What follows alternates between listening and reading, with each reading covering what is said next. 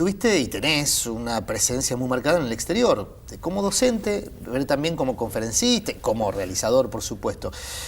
Una de las cosas que me llamó la atención es que en Barcelona existe algo que los actores que se forman en ese curso conocen como el procedimiento Dolte. ¿Cómo es tener un procedimiento con tu nombre, digamos? Sí, fue algo que vino así de una forma medio rara. Yo di muchos seminarios y de entrenamiento para actores allá que pegaron de una forma muy especial y hasta que un día una de las actrices que había participado ya en más de uno, viene y me dice, mira, yo soy directora de una escuela de formación de actores y vine a ver qué era esto de lo que se hablaba tanto y quiero incorporar esta forma de trabajo a la escuela. Entonces se empezó a trabajar con gente que yo había instruido como discípulos míos y entonces me preguntaron cómo podemos acreditar esto, ¿no? para que se sepa, ¿no es cierto?, que esto es algo, digamos, una forma de trabajo tuya, y le dije, bueno, nada, fíjense ustedes, pónganle el nombre que quieran, y ellos le pusieron el procedimiento. Te lo pregunto en términos personales, porque los actores se forman con procedimientos de formadores con mucho peso. En general, los nombres que tienen esos procedimientos son grandes dramaturgos, grandes formadores de actores. ¿Y te sentís en esa categoría? ¿O crees que es solo una cuestión de marketing y de una necesidad de coyuntura? Porque muchos discípulos lo deben sentir así. Mira, yo la verdad es que sí, me da un poco de pudor por ahí, pero no lo puedo negar porque eso existe. No, quizás sí hay una forma, digamos, de encarar el trabajo del actor que tiene una singularidad que la pudieron reconocer, digamos, algunas personas y quizá eso sí, y eso es algo que yo trato de sostener respecto de el trabajo en la ficción, no solamente con los actores, sino también con el trabajo de dirección, con el trabajo de dramaturgia, ¿no? Que tiene que ver con romper con dos cosas que a mí en la ficción me molestan mucho, me alejo mucho, que es la solemnidad y la frivolidad, ¿no? Pareciera que cuando hacemos una ficción comprometida tiende a volverse solemne, y cuando hacemos una ficción, ¿no?, lúdica, ¿no?, se tiende a volverse frívolo, y yo no son ninguna de las dos cosas me gustan. Entonces lo que propongo es crear un compromiso con el juego, ¿no es cierto? Hablo de un juego comprometido. Entonces de ahí también puede surgir lo de comedia dramática, porque creo que a mí, digamos, la frivolidad en la ficción, siento que hasta que hace daño, ¿no? Lo mismo que ¿En la ficción o en la vida? La frivolidad. Bueno, por lo tanto, en la vida, ¿no es cierto? O sea, yo, digamos, también, digamos, a mí ¿no?, una persona que se pone solemne me aburre soberanamente, o sea, me interesa poco lo que tenga para decir.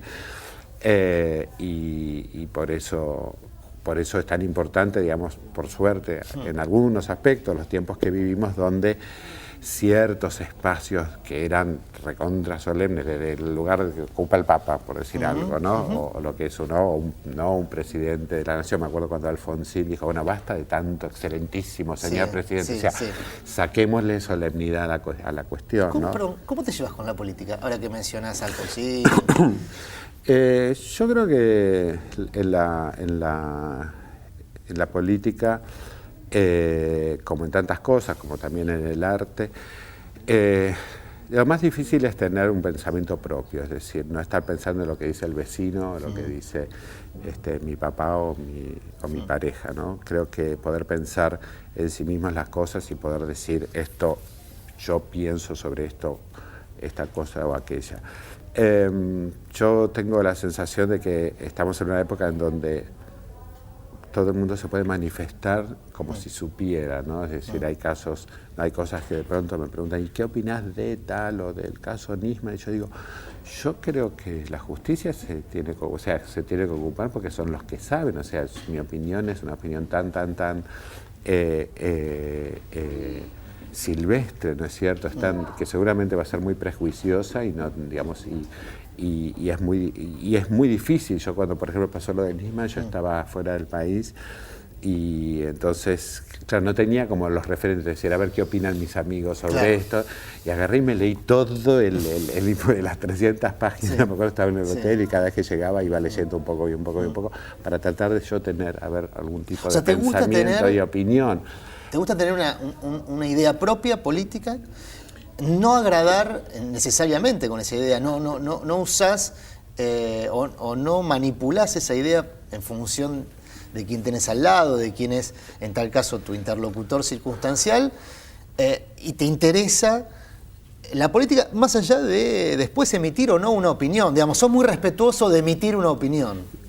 Absolutamente. Y también... ¿No te resulta indiferente, lo resumo así, no te resulta indiferente? No, para nada, no me resulta nada indiferente. Lo que pasa es que, digamos, muchas veces veo a la gente incurrir en el grave error de ponerse, digamos, a favor o en contra de ciertas cuestiones, digamos, políticas en función de sus intereses personales. Hay muchas veces que hay cosas que ocurren, digamos, y decisiones que toma de pronto un gobierno que por ahí va en contra de ciertos intereses personales míos, pero yo estoy de acuerdo igualmente con la medida. Es decir, no poder separar las cosas para mí es fundamental. Acabas de describir fantásticamente bien uno de los grandes problemas que en general se le adjudican a la clase media, no poder distinguir su propia realidad de la realidad colectiva, es decir, tener una opinión política en función de lo que le ocurre individualmente, a su bolsillo, a su propia percepción o cosmovisión, y no tener en cuenta que quizá el colectivo tiene otras necesidades distintas y que ese proceso político circunstancial cubre esas otras necesidades más allá que a uno lo perjudiquen. ¿Cómo te llevas? Porque muchas de tus obras reflejan ese sector social tan mayoritario en Argentina, que es la clase media. ¿Cómo te llevas con ese sector tan contradictorio y a la vez tan potente de nuestra sociedad? Y ese es el sector que yo conozco, es el sector que yo en el que nací, en el que crecí, en el que me desarrollé, ¿no es cierto?, donde digamos, es el sector, digamos, como que más podríamos decir, más representa la democracia, ¿no? Y creo que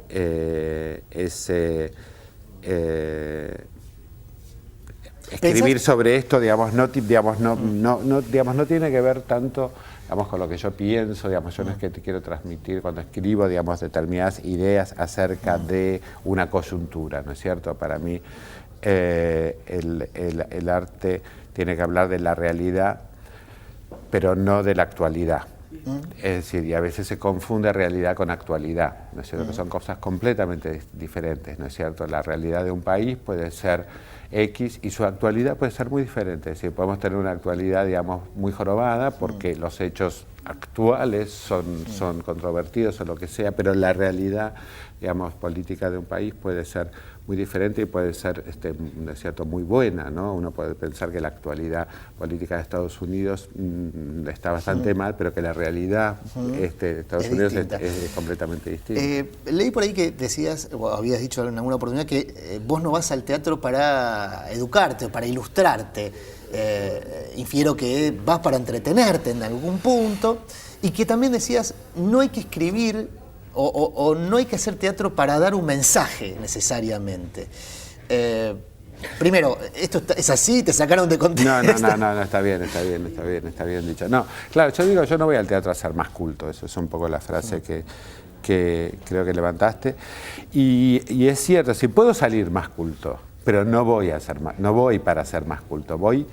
Y tampoco sé si voy a entretenerme. Yo siempre digo, el teatro es eso que uno espera que pase cuando se apagan las luces de la sala y está por empezar la función. Uno espera que pase algo maravilloso. No es decir, que a uno no lo haga pasar un evento, una noche, un acontecimiento personal y compartido con ese grupo de personas que somos el público. Y yo creo que ¿no? El tema del mensaje, ¿no? Yo creo que los mensajes no se escriben, se leen. Es decir, yo creo que no me cuido mucho de creer que uno, por ser un artista, tiene algo, alguna verdad para transmitirle al resto de los mortales que están ahí esperando que uno los ilumine. Uno es tan cualquiera como cualquiera. El tema es que como yo veo una obra de Shakespeare y yo recojo un mensaje, ahora sería muy soberbio de mi parte suponer que Shakespeare quiso decirme eso a mí cuando vivió muy lejos y hace mucho tiempo, ¿no es cierto? Entonces, en ese aspecto, digamos, yo, por supuesto que sobre algo investigo cuando estoy escribiendo, trabajando y creando, es decir, algo estoy tratando de plasmar, pero nunca voy a pretender que el espectador o el televidente vea eso exactamente como yo lo traté de transmitir, y en esa mirada y en esa recepción se produce para mí la riqueza del intercambio entre el artista y el público, ¿no? Cuando el público de pronto te dice, pero esto que escribiste se remite a tal cosa, y de pronto vos en ese momento te das cuenta que ese espectador tiene razón y nunca lo habías pensado. Es decir, y ahí es donde creo que nos enriquecemos, digamos, en el ida y vuelta con el público, ¿no? Por eso, porque a veces cuando uno dice no me interesan los contenidos o transmitir contenidos, a veces se puede interpretar como un cierto rasgo de frivolidad, claro, como decir, lo único que importa, o de formalidad, que claro, lo único que importa son las formas, ¿no? Sino que creo que no hay un mensaje unívoco, que hay que cada espectador es dueño, digamos, de ver y entender en esa obra de teatro o en ese programa de televisión, en X ficción, lo que entiende, y eso es tremendamente válido. A riesgo de ser insolente y arrogarme una potestad que no me corresponde, en nombre de los espectadores de tus obras, te agradecemos que todo esto que acabas de describir lo lleves a la práctica, es decir, permitir que cada uno de nosotros interprete de eso que tan bien dirigís, transmitís al mismo tiempo. Muchas gracias, Javier, por este ratito. Gracias. Nos vemos en el próximo Íntimo de Fonios.